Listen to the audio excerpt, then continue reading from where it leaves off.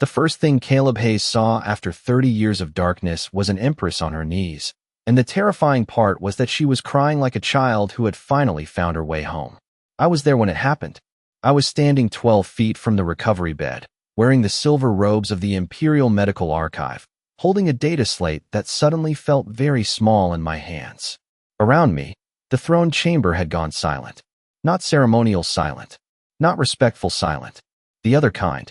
The kind that happens when every breathing creature in the room realizes history has just opened its eyes and looked directly at them. The human did not look like history. That was the first insult to reason. He looked tired, pale, confused. His hair was darker than the old paintings showed, though streaked at the temples now, and his face carried the rough, unfinished shape of someone who had never expected statues, songs, or soldiers bowing in his direction. He blinked once at the vaulted ceiling, then at the banners hanging above him, each one marked with the white flame of House Vaila.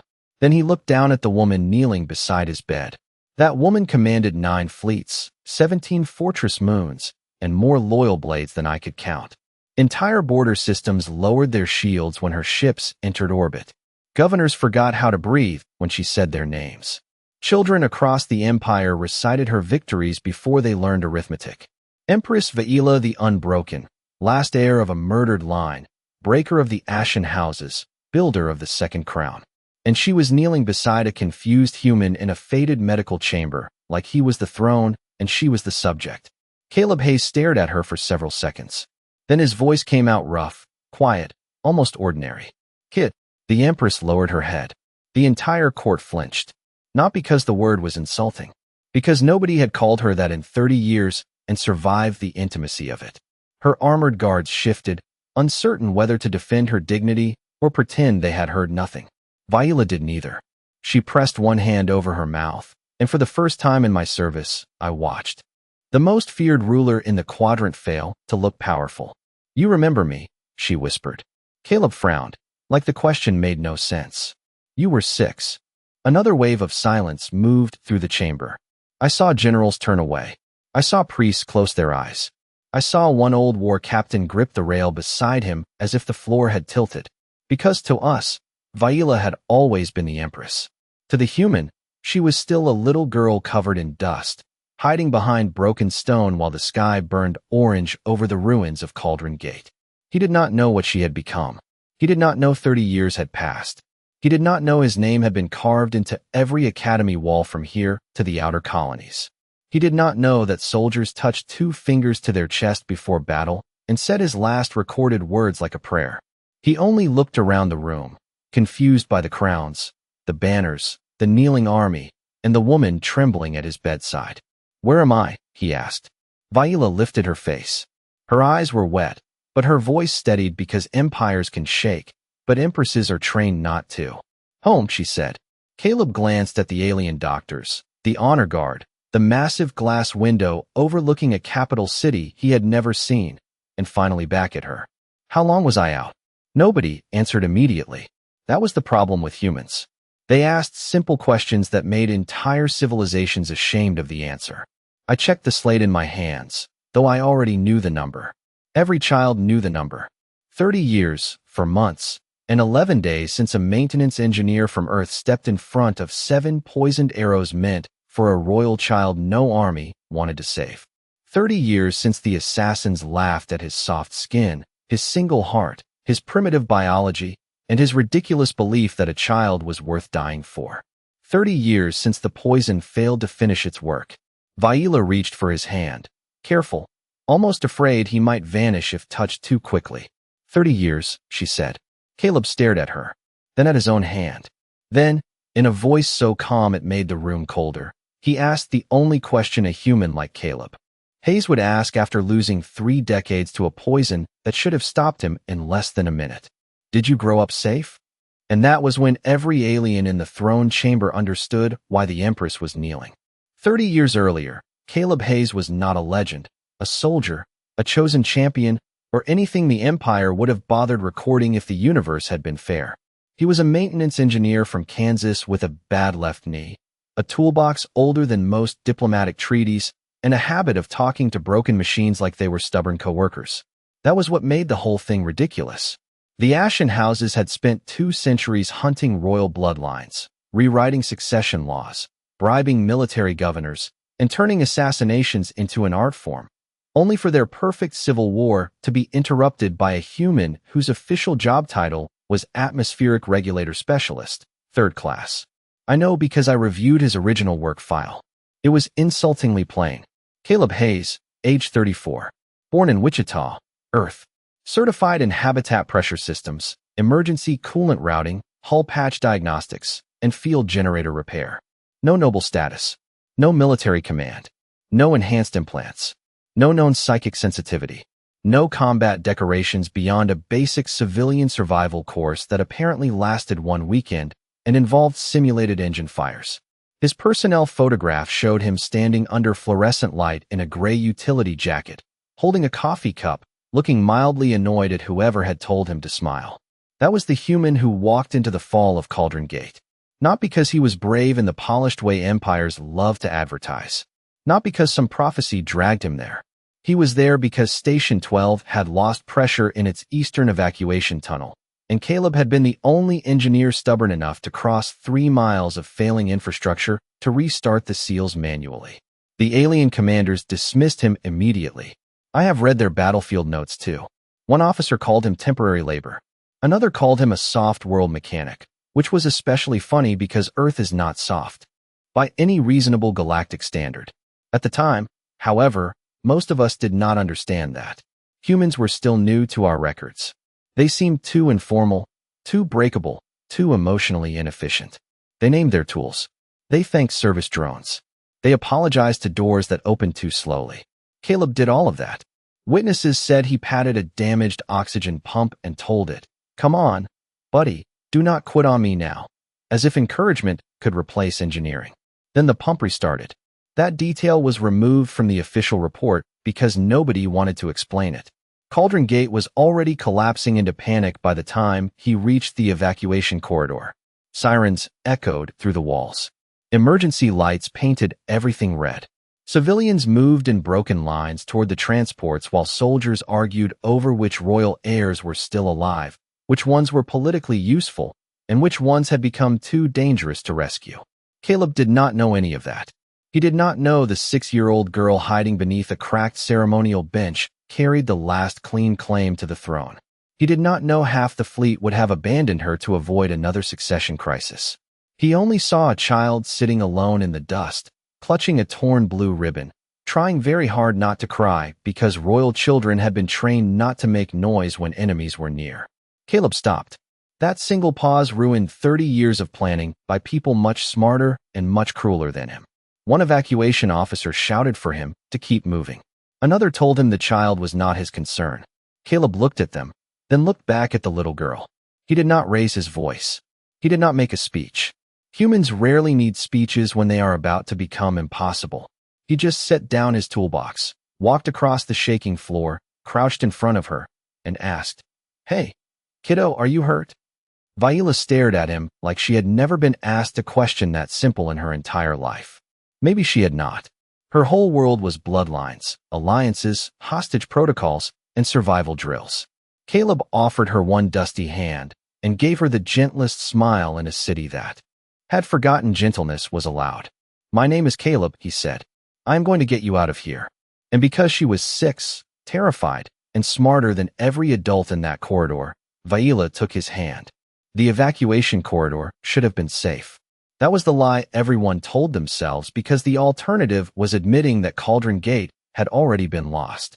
The eastern tunnel stretched nearly half a mile beneath the Royal District, a reinforced passage built for disasters, coups, and all the ugly little emergencies governments pretend they are too civilized to need. Its walls were 12 inches of layered alloy. Its ceiling had automatic defense shutters. Its doors were coded to royal blood and military command. In theory, nothing hostile could reach the people inside. In practice, theory is what comfortable species invent before reality kicks the door open. Caleb moved through the tunnel with Viola tucked close beside him, one hand holding hers, the other dragging his dented toolbox by the handle. He kept his pace steady, not fast enough to scare her, not slow enough to waste time. That was something witnesses remembered later. The human did not run like prey. He moved like a man walking through a storm he had already decided would not be allowed to touch the child next to him. Viola kept glancing up at him, probably trying to understand why a stranger from a species she had barely heard of was staying when her own guards had vanished into smoke and politics. "Are you a knight?" she asked him. Caleb gave a short laugh. "No, ma'am. I fix air filters." That answer confused her so badly, she forgot to be afraid for almost 3 seconds. Behind them, the last group of evacuees disappeared through a pressure door, leaving Caleb and Viola in the dim red wash of emergency lights. The door should have stayed open. It did not. It sealed with a heavy metallic thud, then flashed amber. "Manual override denied. Royal clearance required." Viola stared at the panel, small shoulders tightening. Caleb looked at it once, sighed like the universe had handed him an inconvenient plumbing problem, and set his toolbox down. "All right," he said. "We are doing it the annoying way." That was when the first assassin stepped from the maintenance shadows above the cable racks. Then another. Then 3 more shapes detached themselves from the smoke, silent and deliberate. They wore pale armor with no house markings, the kind used by people who want history to blame nobody in particular. Caleb saw them, and every line in his posture changed. Not dramatic, not heroic, just a quiet shift of weight, placing his body between Viola and the corridor ahead. One of the assassins tilted its masked head as if amused. "Step aside, human." Caleb picked up a loose piece of conduit from the floor. It was not a weapon. It was a bent 6-pound length of utility metal with insulation still clinging to one end. In his hand, somehow, it became an argument. "She is a kid," he said. The assassin made a soft clicking sound. Laughter, translated badly by the corridor speakers. "She is a claim. Claims start wars." Caleb nodded slowly, as if considering that. Then he looked down at Viola. "Stay behind me." The smallest assassin lifted a compact launcher, sleek and ceremonial, far too elegant for a maintenance tunnel. Even before it fired, Viola recognized the etched silver along its frame and went still. Children of royal houses learned certain symbols early. Some meant family. Some meant duty. That one meant endings. The arrow that slid into place was thin, black, and tipped with glassy blue venom. The old kind. The forbidden kind. The kind created for rulers who were too biologically protected to remove by normal means. Caleb did not know any of that. He only knew someone had aimed at the child. "Last chance," the assassin said. Caleb raised the conduit with both hands. "Yeah," he answered. "Yours." For one breath, nothing moved. Then the launcher whispered, and the tunnel lights flickered as if even the station wanted to look away. The first arrow never reached Viola. Caleb stepped sideways faster than anyone in that tunnel expected, not because humans were fast by galactic standards, at least that was what the old military textbooks claimed, but because nobody had accounted for how quickly a human could move when a child was behind him. The arrow struck his utility jacket with a small, almost polite sound, and for half a second the assassins seemed disappointed. It was not dramatic enough for them. No flash, no explosion, no grand collapse. Just a black shaft buried in worn fabric over a human rib cage, humming softly as the blue venom activated. Viola made a sound so small it barely reached the corridor microphones. Caleb looked down at the arrow, then back at the assassins. "That was rude," he said. "I have studied that recording more than 200 times, and that sentence still bothers me. Not because it was brave. Brave is too simple a word. It bothers me because his tone was annoyed, like someone had thrown a rock through his truck window." The lead assassin also noticed. You can see it in the slight pause of its mask. The whole plan had depended on certainty. The God-Killer venom was not a battlefield toxin. It was an execution protocol from the old imperial age, engineered to shut down royal bioshields, bypass redundant organs, and silence nervous systems in moments. It had ended dynasties. It had erased warlords. It had been banned by treaties, so old most diplomats only pretended to read them. Against a human maintenance engineer, it was supposed to be excessive, embarrassingly excessive. The assassin raised 2 fingers. 2 more launchers whispered from the smoke. Caleb turned his shoulder and pulled Viola down behind the sealed door frame. Both arrows struck him instead of her, one glancing off the metal buckle of his tool harness, the other catching in the padded sleeve of his jacket. The venom lights pulsed brighter. Blue, blue, blue. The tunnel speakers picked up the assassins laughing again. Not loud. Professionals rarely laugh loudly. Their amusement was colder than that, quiet and certain, the way adults sound when watching a child misunderstand gravity. Human, the leader said, you are already gone. Caleb took one slow breath. His hand tightened around the bent conduit. I'm standing right here. Your species uses one heart. The assassin sounded almost offended by the inconvenience of explaining biology. One spine. One primary neural column. No backup circulation. No toxin. Gates. No royal organ web. Your body is a cheap design. Caleb glanced at Vaila, who was staring at the glowing arrows with horror too old for her small face. Then he looked back. Buddy, I work on station plumbing. You are going to have to insult me harder than that. The assassins stopped laughing. That was the first mistake they made in public. The second was assuming delayed collapse meant fear had finally arrived. It had not. Caleb shifted his grip on the conduit and tapped the sealed pressure door behind him with his elbow. Kiddo, when this opens, you run straight down the hall. Do not look back. Do you understand? Vaila shook her head. Of course she did. She was 6. 6-year-olds do not accept noble sacrifices when they have just found the only adult in the universe acting like they matter. Caleb softened his voice. Hey, eyes on me. She looked up. You are going to be okay. The lead assassin made another small gesture, and the remaining launchers lifted. This was no longer assassination. It was correction. A soft alien body was refusing to behave according to the rules, and the professionals in the smoke wanted the universe put back in order. 4 more arrows slid into place, each one carrying enough venom to stop creatures twice Caleb's size. The leader spoke with perfect calm. There will be no witnesses, no heir, no claim, no war. Caleb smiled then, not wide, not dramatic, just tired and deeply unimpressed. It was the kind of smile humans give when a machine has broken for the 5th time and they have decided politeness is finished. See, he said, that is where you messed up. The launchers fired.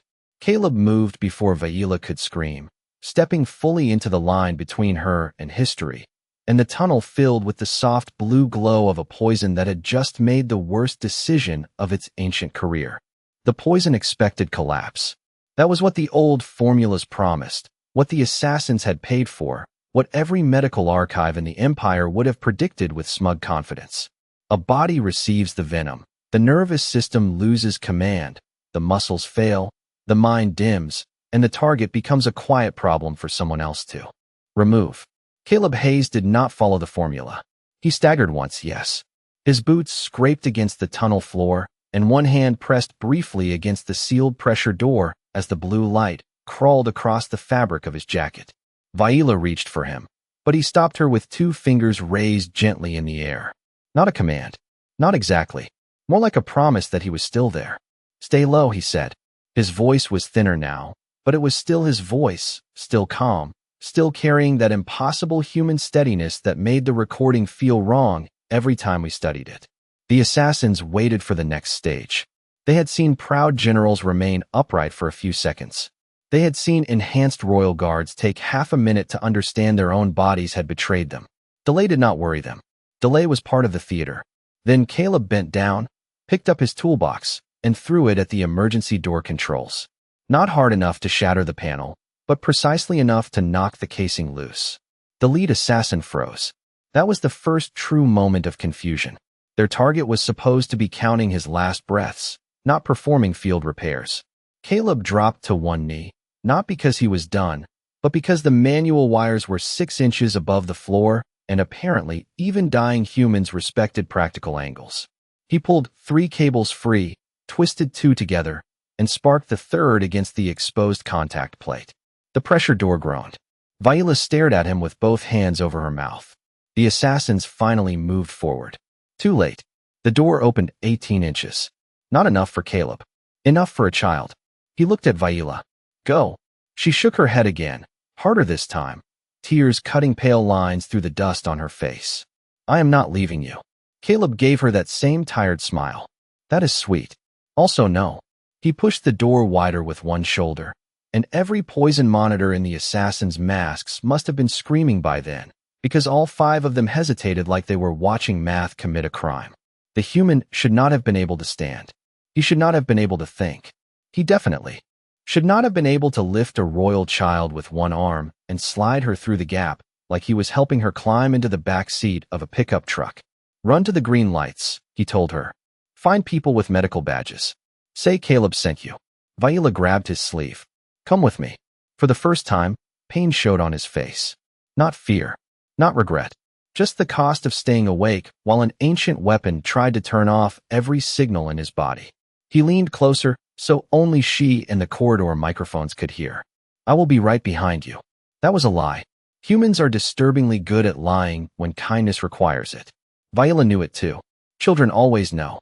But Caleb nudged her forward, and survival took over. She slipped through the opening and ran, small feet striking the metal floor, blue ribbon trailing behind her like the last bright thing in a dying city. The assassins surged toward the gap. Caleb stepped into their path and let the pressure door slam halfway, closed behind him. He did not look powerful. That is important. He looked pale, exhausted, and held together by stubbornness and poor medical judgment. But he was still between them and the child. The lead assassin stared at him. Why are you still moving? Caleb adjusted his grip on the bent conduit. His hands were shaking now. His breathing had gone rough. The blue glow had reached his collar. Any sane creature would have fallen, begged, or at least understood the situation. Caleb just glanced over his shoulder, listening until Vaila's footsteps faded around the bend. Then he looked back at the assassins and said, "Because she is not safe yet." The assassins expected defiance to look louder. That was their third mistake. Caleb Hayes did not roar, threaten, or perform some grand last stand worthy of Imperial Theater. He simply stayed in the way. The tunnel behind him flashed green as Vaila reached the next evacuation marker, and for one brief second, relief crossed his face so clearly that even the assassins understood they had already lost the part of the mission that mattered. The child was gone. The air was alive. Their perfect silence had a witness with a name, a memory, and a reason to grow up angry. The lead assassin stepped closer, studying Caleb through a mask packed with medical sensors and tactical predictions. Your body is failing, it said. Incorrect, Caleb replied, though his knees nearly gave the sentence away. My body is arguing. That line became famous later. Soldiers painted it on transport hulls. Medical students whispered it before toxicology exams. At the time, it only confused 5 professionals who had trusted a weapon older than their family lines. The venom was inside him now, fully active, shining beneath torn fabric in faint blue veins of light that looked almost beautiful if you forgot what it was trying to do. It attacked nerve signals first, then oxygen transport, then cellular communication. It was elegant, precise, and built for species that made biological sense. Humans, unfortunately for the poison, were not elegant. Human bodies were messy little survival engines from a planet where every season, germ, predator, plant, and weather pattern seemed to have contributed a bad idea. Caleb's immune system did not know what the venom was, so it treated it like everything else Earth had ever thrown at his ancestors. A problem, an insult, and possibly Tuesday. The first sign that something had gone wrong came from the assassin's wrist display. The leader looked down, then looked again. Its mask tilted. That is not possible. Caleb leaned against the half-sealed pressure door, breathing hard. I get that a lot. The display showed the venom dispersing too slowly, then clustering, then being trapped in inflammation patterns no Imperial biochemist had designed a model for. His blood chemistry spiked, crashed, compensated, and spiked again. His temperature rose. His heart hammered out a rhythm that should have been medically rude. The poison kept looking for clean pathways and finding chaos with a pulse. One assassin whispered, "It is adapting." The leader snapped, "Poison does not adapt. Targets fail." Caleb raised one eyebrow. Even half-conscious, the man had comedic timing. Have you met people? The comment should not have mattered. It did. You can see the assassins lose half a step of confidence on the archived recording. Not because Caleb was winning in any traditional sense. He was not. He was pale. He was shaking. Every breath cost him something. But the universe had promised them a dead human in under a minute, and instead they had a maintenance engineer making sarcastic remarks while rewriting toxicology. Far down the corridor, Vaila's voice echoed as she found the medics. Small, terrified, alive. Caleb heard it, and closed his eyes for half a second. "Good," he whispered. Then the pain finally dragged him down to one knee. The assassins advanced, cautious now, as if proximity to him had become dangerous in a way no file had explained. The leader lifted one hand, signaling the others to stop. "Leave him," it said. "The venom will finish." That decision saved their lives for roughly 30 years. Not because Caleb spared them. He was already slipping beyond speech. Not because mercy had entered the tunnel. Mercy rarely attends political assassinations. They lived because they were afraid of a dying man who refused to behave like prey, and fear made them step back when pride would have pushed them forward. Caleb's hand found the conduit again, then loosened. The blue glow dimmed, brightened, dimmed again. His breathing slowed into something deep and strange. Not death, not sleep, not anything the emergency scanners could label without producing error tones. When the first medical team arrived, they found him on the floor beside the sealed door, still positioned between the assassin's path and the route Vaila had taken. The medics expected a body to transport. Instead, their scanners began screaming contradictions. No stable consciousness. Active cellular defense. Severe toxin presence. Heartbeat present. Neural activity present. Survival probability, impossible. One medic, a senior trauma specialist with 40 years of service, actually stepped back and made a religious sign over his chest. Another checked the scanner, slapped the side of it, and checked again. Caleb opened his eyes just once as they surrounded him. He did not ask about the poison. He did not ask whether he would live. He only looked past them toward the greenlit corridor and forced out 5 words that turned a scared child into an empress. "Make sure she grows up." Then his eyes closed, and every machine in the tunnel forgot how to explain humanity. For 30 years, Caleb Hayes became the quietest problem in the Empire. He did not wake. He did not age the way our models predicted.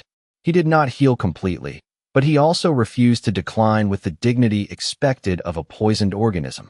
The medical council gave him 6 hours, then 6 days, then 6 months, and eventually stopped giving numbers because the human kept making them look unprofessional. They moved him from Cauldron Gate to a secure recovery ward beneath the old Capitol, then from the Capitol to a hidden lunar hospital, then finally to the Imperial Palace itself once Vaila took the throne. Officially, he was classified as a protected civilian asset. Unofficially, every doctor on rotation called him the impossible man when they thought the Empress could not hear. She always heard. Vaila grew up beside that bed. Not every day at first. A child heir has tutors, security drills, language masters, grief counselors, and far too many adults explaining why feelings must be scheduled around politics. But she came whenever she could. At age 7, she brought him drawings of the palace gardens. At age 9, she read him battlefield history, then corrected the parts she thought were stupid. At age 12, after her first formal address to the Provisional Senate, she stood beside his bed in a stiff blue uniform and whispered, "I did not cry." His monitors flickered in response. The doctors said it was coincidence. Vaila smiled like she had received a medal. The Ashen Houses made their next mistake by assuming a child raised around silence would become soft.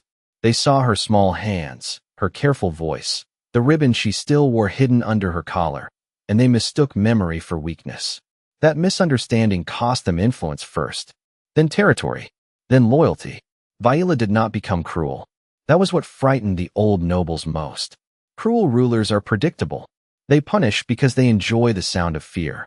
Vaila punished only when necessary, negotiated when useful, forgave when. It strengthened the future and remembered everything. She built schools on worlds that had funded her enemies. She opened hospitals in districts that had abandoned her family. She invited rival officers to dinner, offered them peace, and let them realize halfway through dessert that every escape route had already been politely removed.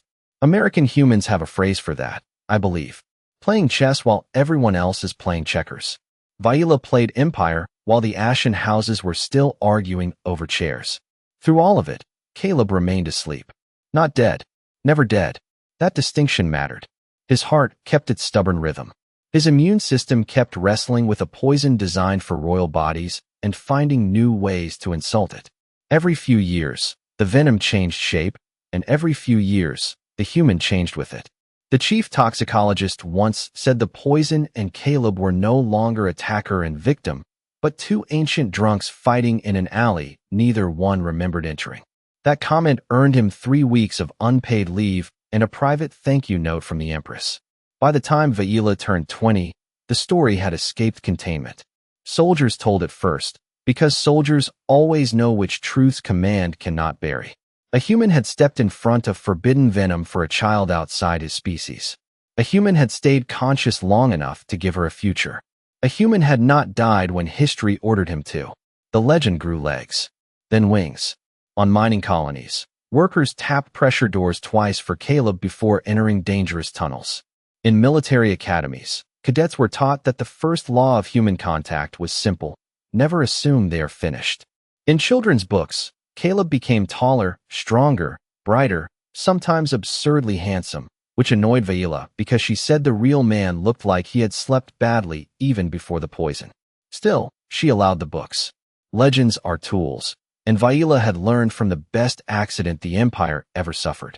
On the 30th anniversary of Cauldron Gate, the last Ashen Lord surrendered without conditions beneath the white flame banner.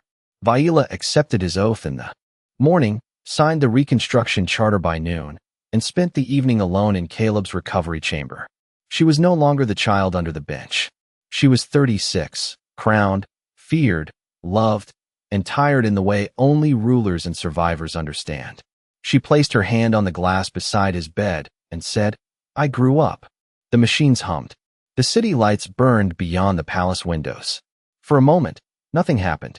Then Caleb's heart rate changed. The palace did not sleep after Caleb's heart rate changed. That was the first sign that everyone understood what was happening before anyone dared say it out loud. Doctors flooded the recovery chamber with scanners, quiet voices, and carefully controlled panic. Priests arrived without being summoned. Guards sealed every corridor within 5 floors. By midnight, the Imperial Medical Archive had declared a full historical emergency, which sounds ridiculous until you remember that one unconscious human had become part of the Empire's founding myth, and myths are not supposed to sit up and ask for water. Vaila never left his side. She stood at the edge of the treatment field, still wearing the white flame cloak from the surrender ceremony, watching every flicker of data like she could intimidate biology into obedience. I was the junior archivist assigned to record the event, which meant my official duty was to remain objective while my hands shook so badly that my data slate kept asking if I needed medical assistance. At 2:17 in the morning, Caleb's fingers moved. Not much, barely a twitch against the silver blanket. The room froze anyway. A senior physician whispered a prayer and immediately pretended he had not. Vaila stepped closer. Caleb. His eyes did not open. The monitors shifted again, showing neural activity returning in uneven sparks, like a city lighting street by street after a blackout. The venom markers, which had haunted his blood for 3 decades, began collapsing into inactive fragments. Not disappearing, losing. That was the word every doctor avoided, because poison does not lose. It degrades, disperses, metabolizes, or succeeds. It does not spend 30 years fighting a human immune system and then finally run out of confidence. Caleb took a breath deeper than any he had taken in decades. The sound moved through the chamber like thunder heard from far away. Vaila gripped the bed rail. No Empress voice now. No throne room steel. Just the girl from Cauldron Gate, brave enough to be terrified. "I am here," she said. "You are safe." His eyelids stirred. The oldest doctor in the room, a woman who had once supervised battlefield medicine during the lunar rebellions, leaned toward her assistant and whispered, "If he wakes confused, nobody speaks before Her Majesty." Sensible advice, completely ignored by the universe. Caleb opened his eyes and looked straight at the ceiling with the expression of a man who had expected a tunnel and found architecture worth several planetary budgets. His first words were not profound. They were not majestic. They were not suitable for the statues, which is exactly why everyone later agreed they were perfect. "That is a fancy roof." One doctor made a sound halfway between a laugh and a breakdown. Vaila covered her mouth. Caleb turned his head slowly, taking in the machines, the banners, the armed honor guard, the rows of kneeling officials beyond the privacy field, and finally the woman standing beside him. He studied her face for a long moment. Recognition did not arrive all at once.